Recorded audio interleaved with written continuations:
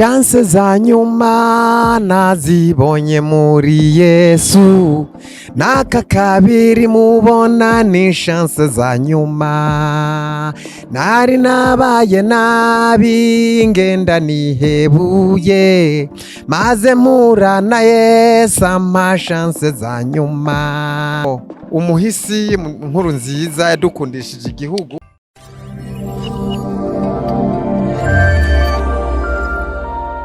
Kuryama ni kuri bose ariko kuvyuka ni kuri babandi baba bagiriwe ubuntu n'Imana. Nambere uri muzima shimira Imana, ugira akajambo kamwe canke amajambo abiri yo gushimira Imana uvuga uko Imana yakugiriye neza.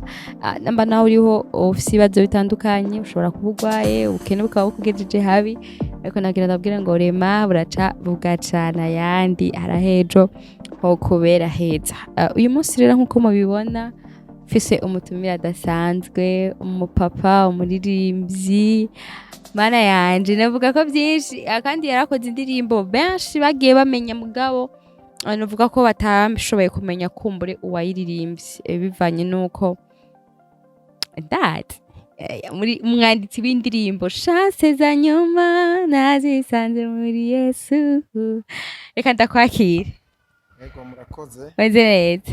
Yego tumeze neza cyane. Abakunzi bawe, abakunzi ba Senga Media TV, abari rya mbere bakubonye ubaramutse ubidondora. Ndabaramukije amahoro y'Imana. Yeah. Uko bisanzwe nitwa Ndiho kubwayo Bazire. Bamwe banyita ngo chance za nyuma, bivanye n'indirimo chance za nyuma. Harabanyita ngo kuri penalite, irodebari, felicitation niwatuma aramaje. Umwe wese uko avyumva bivanye n'indirimbo yanje yakunze. Ndubatse. Urabona ko nambaye impeta, mfise abana batatu. Yego. Okay. Murakoze. Uyumva gute dukoranye ikiganiro bwa mbere? Numva nezerewe cyane. Daniela nahora ndamubona. Umwana mwiza, azi kuvuga neza, azi gutera inkuru. Nkakubona mu ndirimbo nimba ari Teyamo. Ubwo rero ndanezerewe cyane kumva tukubona turiko turakorana ikiganiro. Yego. Bazire, tuzi ko usanzwe uri umuririmbyi kandi hari n'ayandi mabango usanzwe ufise muri eglise, ayo nayo nayahe? Jewe nsanzwe ndi umuvugabutumwa.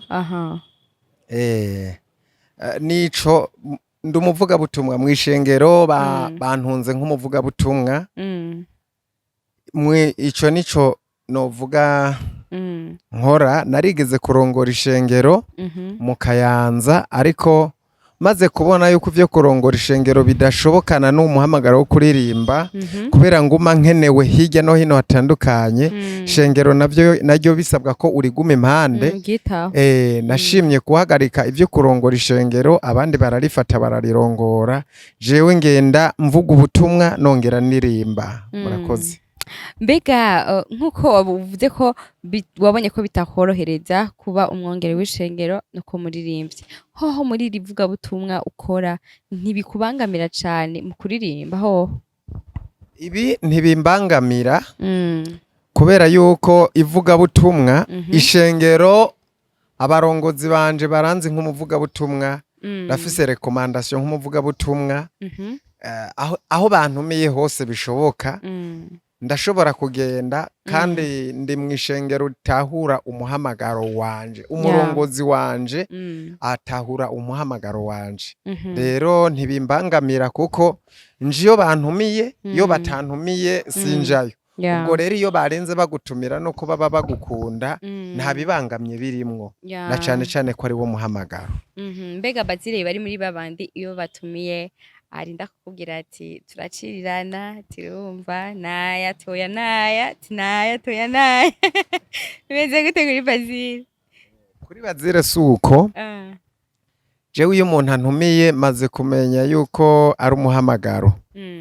Ikintu nigeze gusoma igitabo, ikintu ngo gikomeye cyane ku munyamuhamagaro, surtout ku muvuga butumwa, nukumuhereza mikrofone ukamuhagarika imbere y'ishengero kugira ngo avuge.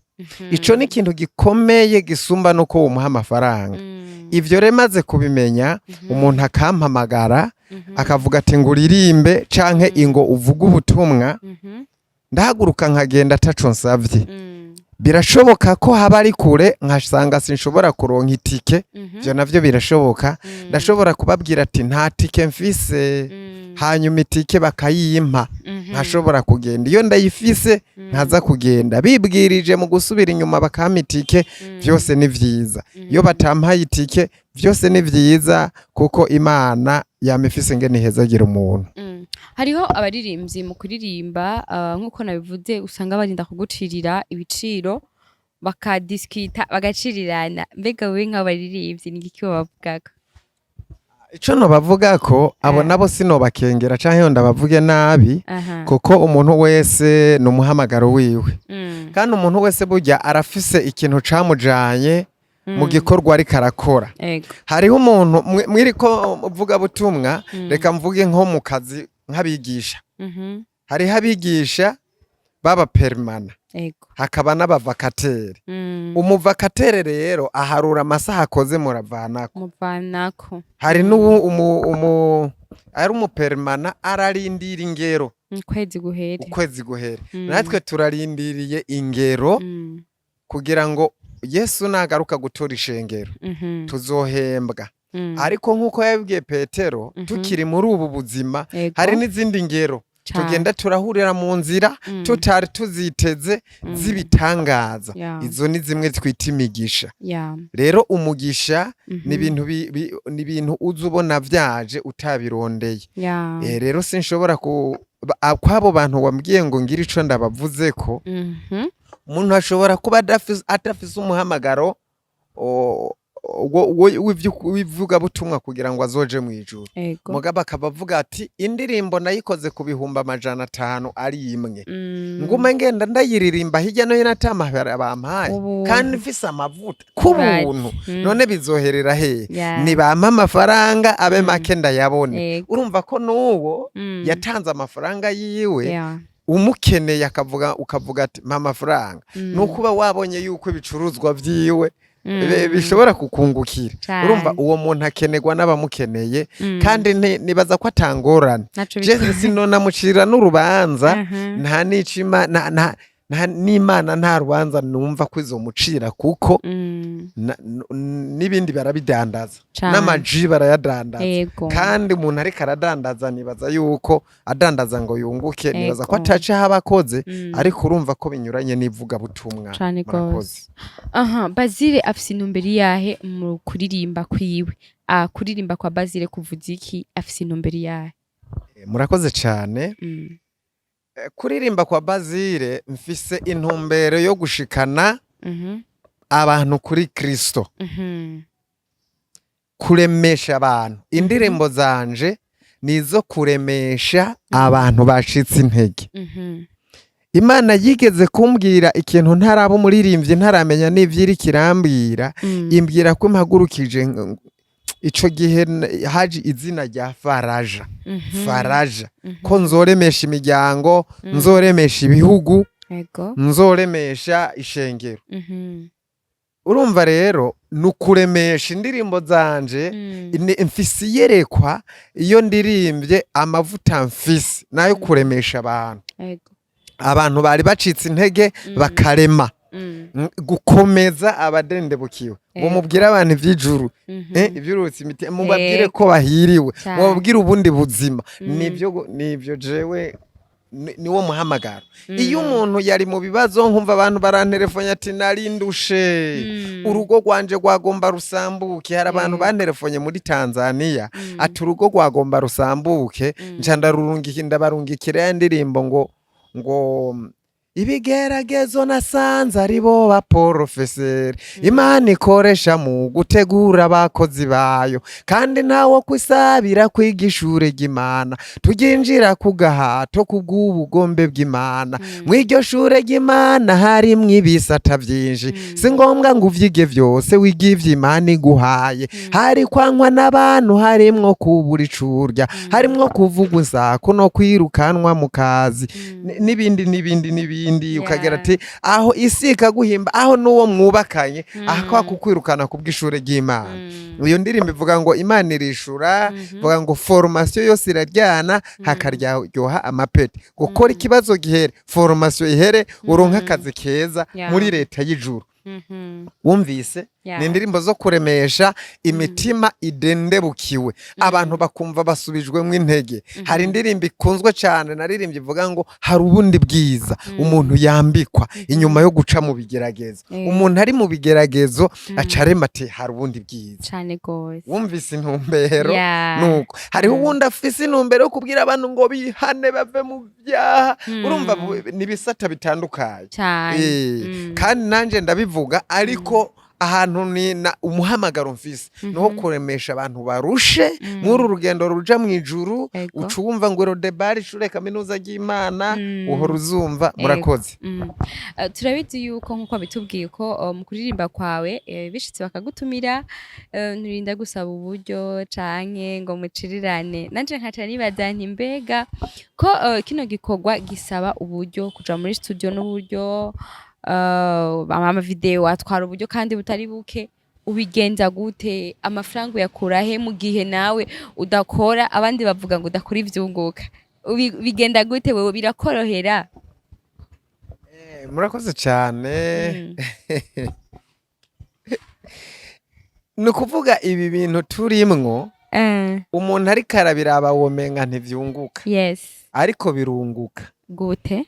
Jewe narigeze kuba ndumwigisha kuva mu 2010 kugera mu 2015 nari umwigisha.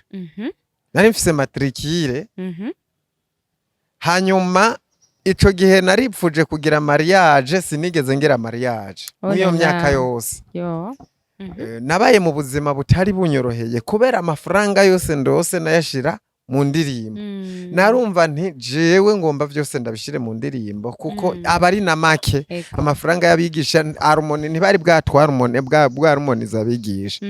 Ariko 2015 niho nasezerera ivy'ubwigisha ncanja mu Kayanza kuri centre, urahabona imbere ya BCB hari ishengero, niryo naciye ndongora.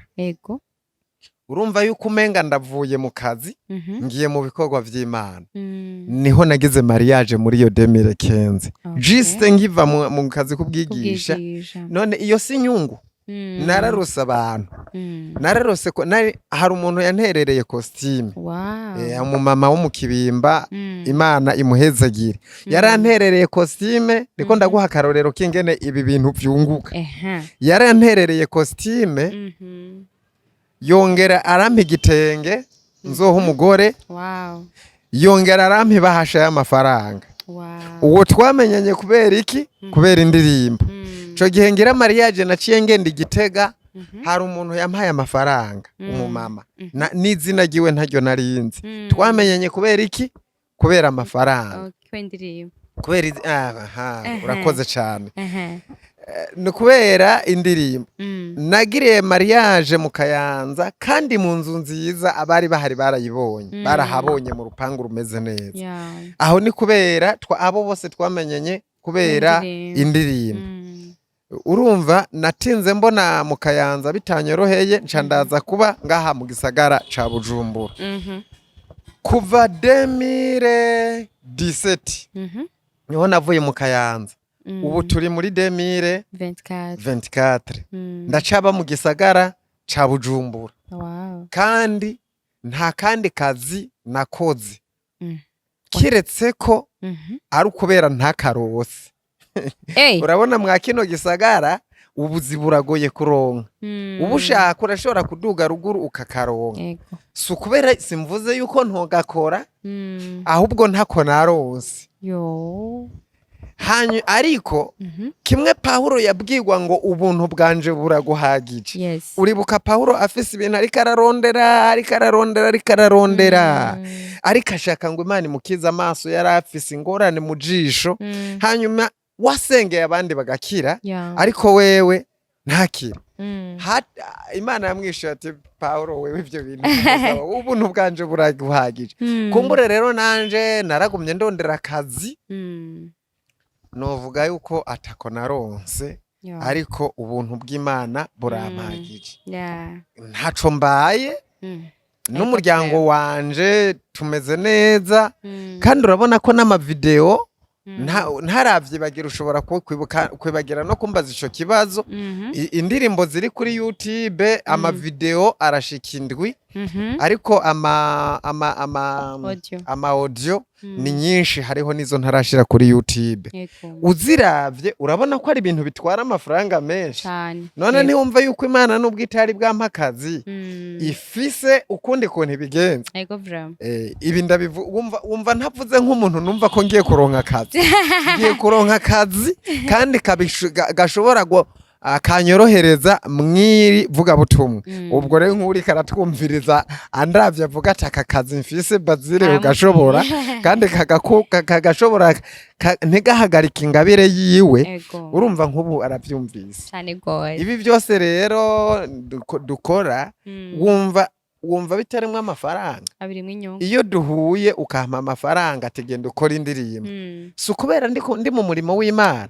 Izi ndirimbo zose rero abantu bagenda banshigikiye, nkanashimira abantu banshigikiye. Imana ibahezagire.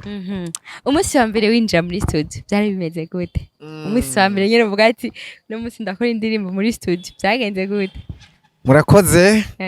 Jewe nagiye muri studio hari 2012 mu bihumbi 2012. Ico gihe mu bihumbi 2010 niho haje umuhanuzi arambwira ko yabonye ndiko ndasohora indirimbo ngo ibintu vy'amarubumu. Yari umumama yitwa Venasia wo mu Ruyigi. Kuko mu Ruyigi narahabaye ndi mu bihe vy'irodebari. Ariho nandikiye n'indirimbo nyinshi, nari mu bihe bitoroshe. Uwo rero amaze kubimbwira naciye nguma nandika indirimbo, nanditse indirimbo nyinshi cyane mu ivyo bihe. Rero igihe urumva yuko nubwo ntama mfise amafaranga yo kuzisohora, naguma mvuga ngo Imana yavuze ko nzoba umuririmbyi kizotinda gishike. Rero ndyamye mu nzozi, niho Imana yambwiye, niho nabona mu nzozi nagiye gusohorera indirimbo muri studio umuririmbyi ntiriwe ndavuga yasohoreyemo. Sinari ndayizi, naciye ndamutelefona ndamubaza studio wasohoreyemo yitwa ngwiki iri hehe, kuko nico kimenyetso nari nabonye. Ariko nari nabonye mu nzozi kandi umuntu azonyakira mu iyo studio yari umuntu ameze neza cyane, hari ukuntu yanyakiriye. Maze gushika je nari nkeneye ubwa mbere ikimenyetso yari uwo muntu yahandangiye. Uwa kabiri yari uko ari kubona yuko umwe anyakiriye afise karaktere nka zimwe nabona mu nzozi, kugira ngo menye ko Imana inyemereye ko nsohorera muri iyo studio. Uwo muntu nahasanze yari umusore yitwa Clovis. Yari umuntu niho yaragiheza kaminuza canke yari karaheza. Yari umuntu ameze neza cane, azi kuganiriza abantu. Icuri kuramubwira aca yumva icuri kuramubarira. Nari ndi umuntu ndi timide muri ibi bikorwa, ndi umuntu ndamubwira ko ndamubwiza ukuri ko ibintu ndimwo atavyonzi. Mugabo hari inzozi nabonye ukunuku, none nshaka umuntu abindongoremo. Yaciye abindongoramwo acambera nk'umukozi w'Imana. Nico gituma wabonye n'indirimbo zifise amavuta. Ico ni cambere. Hanyuma wamaze kumva yuko harimwo abaririmbyi uhora wumvamwo, nabo uri kurabumva n'abantu b'amavuta. N'abantu nari nakuye ku ishure aho nari nsanzwe nkorera, bari abanyeshure bo muri groupe biblique. Ariko aho ni 2013 baca umugani mu Kirundi ngo inkuru y'umwana isubira inyuma. Aho ni 2013. Ariko 2012 indirimbo nari nagiye kuririmba ntizagenze nk'uko nshaka, kuko zari indirimbo zifise message civique zo gukundisha abantu igihugu c'u Burundi. Zari iz'Imana ariko zikaba zigwiriye mwayo majambo. Ibi bintu rero message civique ibintu vyo gukundisha igihugu si ibintu vyo kuririmba utarakura mu mutwe. Ico gihe rero sinari bwakure mu mutwe, hari ibintu byinshi ntari bwatahure. Maze gukura mu mutwe niho nagiye ndabona yuko iyi ndirimbo irakunzwe ariko irimwo agakosa, harimwo na histoire, nkasanga harimwo agakosa kamwe mu ndirimbo. Rero kirazira yuko mu makuru uri kuratanga ushiramwo agakosa, naho kaba kamwe karavyica. Izo zose naciye ndaziheba. Wa mukrovisi nakubwira yamaze kumva ikintu namubariye ubwa mbere, yaciye avuga tujya mwana arafise impano, ifu ko ndamuhamagara kandi nongere ndamutera intege. Arambwira ati ndakugirira rediction kuri amwe wari watanze kiriya gihe, ubu ndakugirira rediction utegure albumu. Hanyuma nca ndategura albumu imeze neza y'izi ndirimbo. Rero barazikunze cane, ntivyangoye kubera yuko nari mfise umuntu Imana yandungikiye, ntivyangoye. Murakoze. Watubwiye yuko wararirimbye, watanguye kuririmba indirimbo zo gukundisha abantu igihugu. Hari indirimbo duheruka kubona washize ku mugaragaro, indirimbo Inyenyeri y'Uburundi. Inyenyeri y'Uburundi yaramaze kwaka. Yaramaze kwaka. Urabona ko ari indirimbo irimwo amajambo ya politike, amajambo nyene avuga ku bijanye n'ubuzima bw'igihugu. Mbega nibariza akabaza gato, harya Bazira asanzwe ari umupoliticien? Bimeze gute? Murakoze cyane kumbaza ico kibazo. Jewe ntabwo ndi umunyepolitike, ariko muri jewe ndo umuntu akurikirana cane politike. Sinzi impamvu, ariko ndakurikirana politike, ndakurikirana amakuru, ndakurikirana imbuga, nukuvuga ibiganiro, ibintu bijanye na politike. Iyo ndiko ndavyumviriza umwanya munini cane, kubera yuko kimwe ndakunda igihugu, ndakunda igihugu c'u Burundi. Nico gituma numva abantu bose bogikunda, kuko hari ibintu Imana yakivuzeko.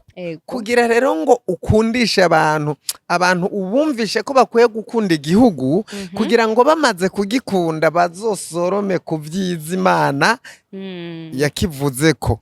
No kuvuga iyo abene gihugu badakunda igihugu, biroroshe ko umwansi aza akagifata, kandi we ntazokibakundisha ahubwo azociba. Ariko iyo abarundi bo nyene ubwabo bikundiye igihugu cabo, biragoye ko umwansi aza kuciba. Uravyumva? Nico gituma rero nipfuza ko abantu bamenya igihugu c'u Burundi, kuko dufise amasezerano menshi kw'iki gihugu c'u Burundi.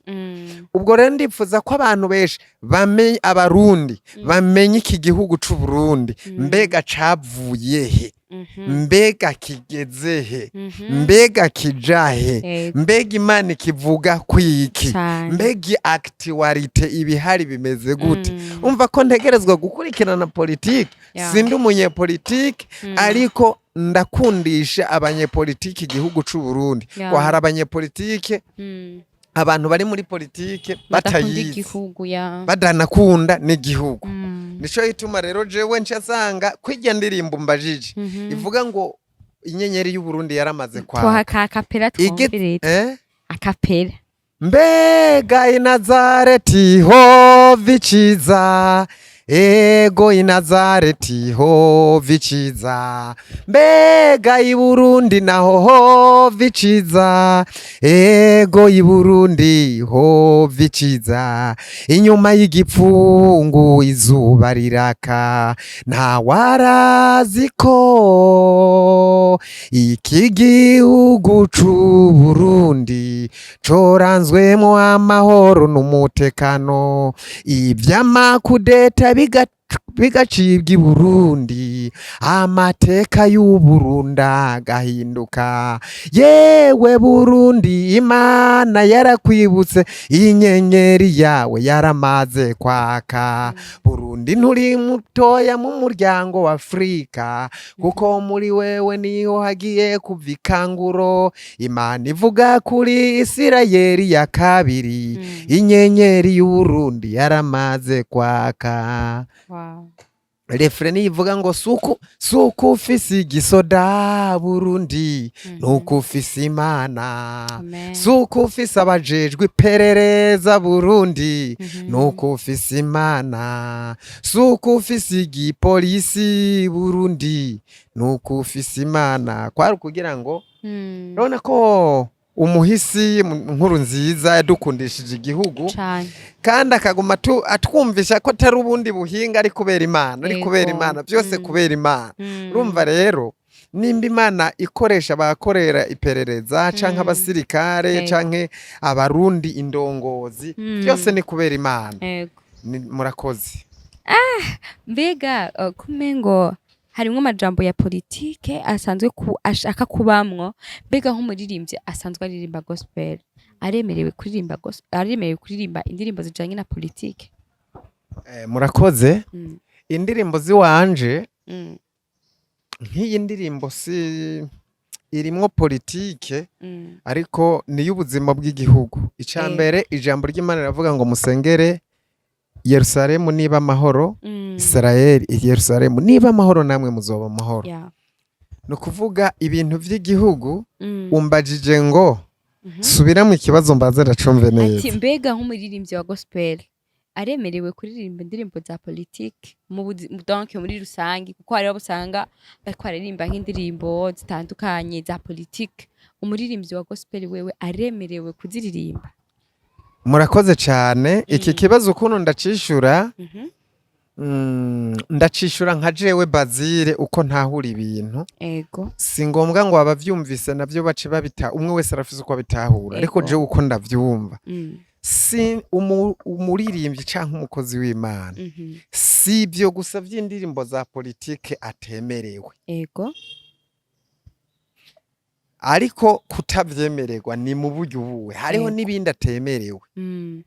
Ikintu cose adafitiye umuhamagaro ntacemerewe. Ego. Mugabe ikintu cose afitiye umuhamagaro aracemerewe. Ibintu byose turabirongorwamo n'Imana.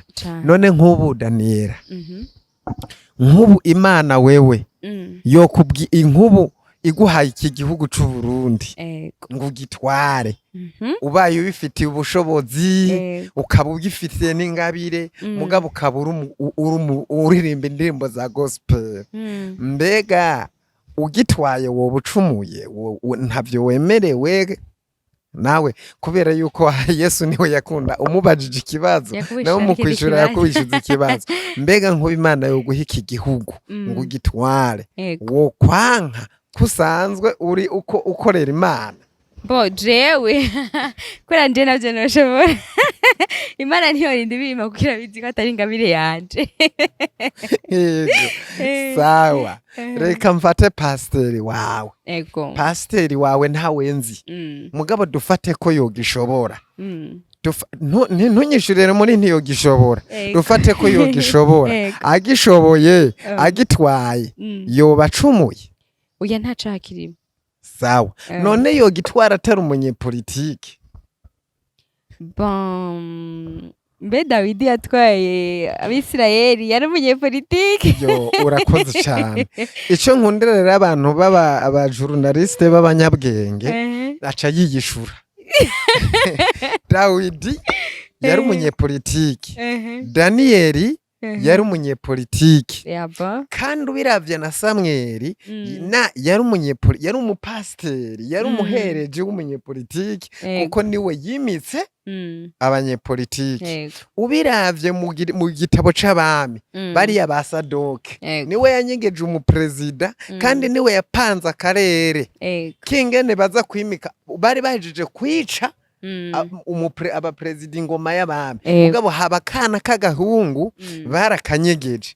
Umukozi w'Imana niwe yakanyeguruye apanga akarere, ati abahereje mutonde gutya, aba nabo mutonde gutya, umuntu aza guca hagati muce mwica, kubera hari akajagari gakomeye. Ico gihe uwari ariko aratera akajagari yari yateye kudeta, yari umugore yari umugabekazi yari yishe abana biwe bo mu nda y'ingoma kugira ngo abe ari we yima we yari azi ko yabamaze asanga hariho akandi kana niko yari yanyegeje acara akabara kimika uwo rero niwe yapanze akarere k'ingene byimikwa n'ingene umwami ashika none ibyo bintu ahubwo abanyepolitike je uko nabisaba yaba byashoboka bose bari bakwiye kuba abakozi b'Imana kugira ngo politike bayikore basenga wabyumvise iyo uri umukozi w'Imana ubifitiye umuhamagaro wo kuririmba indirimbo za politike je ndumva ugiye mwatangorana kandi muri je uko ndavyumva usanzwe aha hantu barantera amabuye twinjira ku musozi w'ikiganiro cacu ndashaka uduhe akapera indirimbo chance zanyuma iri mu ndirimbo nkunda mu ndirimbo zawe twagiye chance za nyuma nazibonye muri Yesu naka kabiri mubona ni chance za nyuma nari nabaye nabi ngenda nihebuye maze murana Yesu ama chance za nyuma ubuzima bwo mwisi burahinduka ndabona uwo buhenda nkamuririra imyaka maze ndumujene mbonye vyinshi ubuzima ni nk'amashugwe yumishwa n'izuba mfasha rero nimba uyizi chance za nyuma nazibonye mu naka kabiri mubona ni chance za nyuma nari nabaye nabi genda nihebuye maze murana Yesu ama chance za nyuma ariko nawe ndakubaza none ko indirimbo wayikunze nkaba mbona wowe ukiri muto nawe ako kabiri ni chance za nyuma nawe wari warabaye nabi we ko mbona hari abantu nyene tuba twarabaye nabi ubuzima bwaraze ariko we nturimwo twagiye kuri penalty abereye amashimwe yaratsinze Yesu yarinjije igitego kuri penalite ca gikombe c'urupfu yakinywereye ko yarazutse ava mu mva yari penalite hari mace yabaye ihuza abakinyi umugwi wa Satani n'umugwi wa Yesu abakinyi ba Satani barabasoda abakinyi ba Yesu zari intumwa ziwe abajana mu ishamba ryitwa Getsemane ababwira ingene bokina urwo rukino reka ngezaho kumunota wa nyuma kuri penalite yarinjije igitego kuri penalite abereye amashimwe yaratsinze Yesu yarinjije igitego kuri penalite ca gikombe c'urupfu yakinywereye ko yarazutse ava mu mva yari penalite. Wow, abakunzi bako badukurikirana Basinga Media TV murumva yuko mu Burundi turafise impano kandi atari za mpano z'aba bandi oya turafise impano by'ukuri urabona ko ari impano bazire nk'akajambo wabwira nk'abakunzi bawe bariko baragukurikirana muri kano kanya twinjira mu mwanya wa nyuma. Abakunzi banje ikintu no babwira kimwe nagomba ndabashimire kubona mwarakunze indirimbo zanje. Hari abantu bakunze indirimbo zanje ubu zaramamaye mwa kino gihugu cose c'u Burundi no mu bindi bihugu barantelefona bambwira ko bakunze ibihangano vyanje. Ico ni ikintu ca mbere kintera intege. Iyo uriko urakora ibintu abantu ntibakubwire ngene bavyakiriye uguma wiyumvira ko bavyakiriye nabi, ariko iyo wumvise bavyakira neza bituma ubandanya. Ico ni ca mbere ndabashimiye. Ica kabiri nagomba ndabasabe ngo muje kuri YouTube yandeho kubgayo Bazile. Iyi ndirimbo Daniela yambajije ivuga ngo inyenyeri bandeho kubgayo Bazile uze kuyiraba yose uce wibuka gukanda sabone. hanyuma na like n'ibindi byose uze kugira Yego. nk'uko mpwemu yera aza kubigufasha Cane. ico nico novuga. Mm. Hanyuma murushize kudushigikira Mm. mu buryo bumwe no mu bundi nk'uko mpwemu yera abibabwiye. Yego. Murakoze cyane. Bazi arakabazo nkunze kubaza abantu iyo ndagije ikiganiro kavuga gati nk'ubu tugeze ku iherezo tugasanga bimwe twitwa ivyaha kumbe n'ivyari ivyaha. Ni icaha ikintu wo kwicuza utakoze waretse kugikora uzi ko ari icaha. Kuvuga ivyo ni ivy'abantu badakuze mu buryo bw'impwemu. Yego. Kubera yuko abantu bamaze gukura mu buryo bw'impwemu icaha barakizi n'ikitari icaha barakizi. Ntushobora kuza ngo unyemeze ngo iki ni icaha mfise Bibiliya kandi mfise Bibiliya mfise na mpwemu yera. Kubw'ivyo rero icaha ndazi ko ari icaha. Pasiteri ntashobora kuza kumbwira ngo iki ngo ni icaha ngo nce nemera ko ari icaha. Ngo aza ngo ambwire ngo unyoye ji ngo unyoye mariti ngo ni icaha. Oya, ndayinywa mugabo hariho abatayinywa kubera bafata ko atari ko ari icaha. Mugabo inzoga iboreza ndayireka. Kubera iki? Ndabizi yuko nindayinywa hariho ibindi za kunkwegeramwo. Ivyo rero ikintu cose ndafise impamvu ntakigira kubera nzi n'ingaruka yacu. None nk'ubu dusanze nyene ibi batwibwira ivya turabizi ko ibiki n'ibiki kwiba gusambana kugira ibiki ni icaha. Mugare dushitse kwiherezo kumbe bimwe batubwira ko ari ivyaha twari twakuze tuzi ko ari ivyaha dusanze kumbe n'ivyari ivyaha ko ari kugira gusa nyene badutera ubwoba. Je shaka umbwira ikintu wo kwicuza utakoze waretse kugikora uzi ko ari icaha. Ivyo bintu ako kajambo narigeze ko kabona umukomedie ariko aravuga ngo nk'ubu nshitse mwijuru ngo nkasanga nko gusambana ngo batubwiye ngo nticari icaha ngo yo urumva. Ariko jewe sinshobora kugira ivyo byumviro kubera gusambana ndabizi yuko ari icaha, kwiba ndabizi yuko ari icaha. Ivyo ntibizobaho ngo dusange ngo ntivyari ivyaha kubera kwiraza igituma bidashobora gushika. Ibi vyaha urabona ibi vyaha na leta irabicira urubanza. None usambanye leta urazi inshuro baragupfunga. Ico rero kirinze kibe caha mw'isi mu butungane no mwijuru kizoba ari icaha. Ivyo ntibizoshika.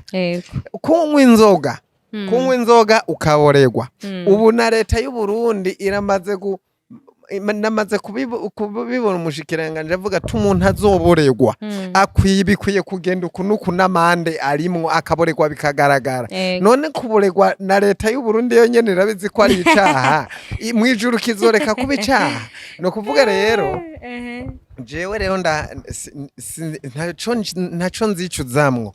Ico ndeka gukora ubu ngomba ndakwishura ikibazo cawe. Ico ndeka gukora ubu nuko naho nogikora cofite ingaruka kingirira ntarashika no mwijuru. Ibi bintu bivyo mfitira ingaruka ntarashika no mwijuru.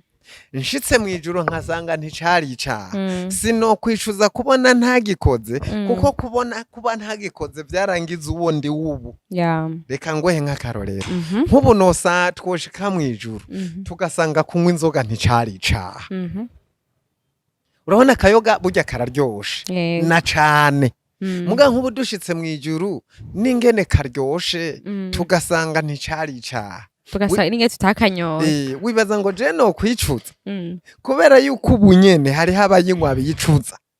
Kuba ntayinywa rero jewe ndahiriwe. Nsanze mwijuru ari icaha nsanze kitari icaha hari ico vyambujije. Ivyo ndekubu nshitse mwijuru nkasanga ntivyari vyaha sino kwicuza kuko nzosanga hari ibintu vyamfashije. Hari vyara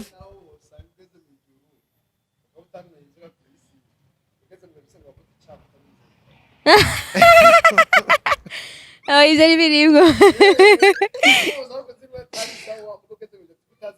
wumvise uri mu buhinga bw'ivyuma nawe ngo we nk'ubu yikumburiye ngo kuba utazi nyoye ngo cari cagenda kwijabe oya we nurimwo bazi reka ndagushimire murakoze cyane Yego. yego murakoze cyane tugize ikiganiro kiryoshe cyane none nk'ubu nawe ico wokwicuza ko n'igiki bagenda umujournaliste je ntibambaza ko umujurnaliste batamubaza nanje ngiye kuba umujurnaliste Yego, nzogutumira kandi nzokubaza ico kibazo nyene yego je nzokwishura Yego. nizere ko n'ikindi gihe tubatumiye muzotwitaba tuzobitaba kandi namwe turabashimiye kuba mwadutumiye murakoze cyane Yego. reka tubashimire namwe mwariko muradukurikirana kuri Senga Media TV mwari kumwe na Daniela Koze atwa dufite umutumire Basile Ndiyokubwayo umwanditsi w'indirimbo nyinshi zigiye zitandukanye kandi ubona ko zagiye zirafasha imitima y'abarundi ndetse n'abari hanze y'igihugu cacu kora subscribe niba utari bwabikore na cyane cyane usimbire kuri YouTube channel yiwe Basile Ndiyokubwayo wandike iyo zina hama ukore subscribe ndetse na like ukomante kugira ngo ushobore kubigezana kure nibaza ko arabutaha mu kiganiro gikurikira ciao